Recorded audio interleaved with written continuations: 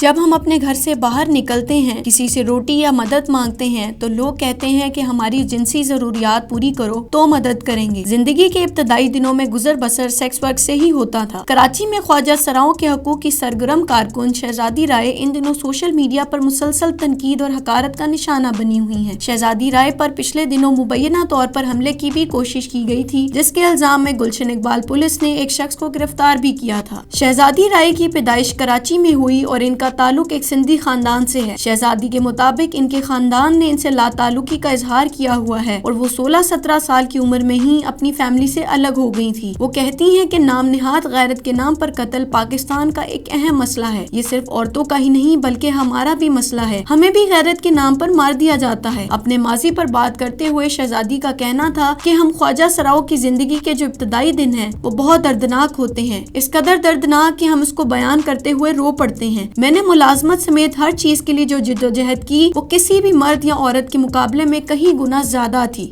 شہزادی رائے کہتی ہیں کہ فیملی چھوڑنے کے بعد ان کا سہارا خواجہ سرا کمیونٹی بنی۔ خواجہ سراؤں کی زندگیاں عام لوگوں سے مختلف ہوتی ہیں۔ جب لوگ ہمیں قبول نہیں کرتے تو ہم اپنی الگ دنیا بنا لیتے ہیں اور ایک دوسرے کو سپورٹ کرتے ہیں۔ شہزادی بتاتی ہیں کہ ابتدائی ایام میں وہ ایک ادارے میں آٹزم والے بچوں کی مدد کیا کرتی تھی، لیکن انہیں وہاں سے نکال دیا گیا اور کہا گیا کہ آپ کی جنس کی وجہ سے آپ ہمارے لیے باعث شرمندگی ہیں، جس سے بڑا دل ٹوٹا۔ جس شخص نے ملازمت سے نکالا تھا وہی شخص 10 سال بعد اقوام متحدہ کی ایک میٹنگ میں ملا۔ ظاہر ہے قسمت اور وقت بدلتا ہے۔ میں نے کہا کہ آج میں اس شخص کے سامنے بیٹھی ہوں جس نے جنس کی بنیاد پر مجھے ملازمت سے نکالا تھا۔ شہزادی رائے نے گھر تو چھوڑ دیا لیکن باہر کا ماحول ان کے لیے سازگار نہ تھا۔ وہ بتاتی ہیں کہ وہ سہراب گوٹ کی طرف رہتی تھی جو شہر کا خطرناک ترین علاقہ سمجھا جاتا ہے۔ شہزادی رائے جب وہاں سے نکلی اور سیکٹر کے علاقے میں آئی تو یہاں بھی انہیں مشکلات کا سامنا کرنا پڑا۔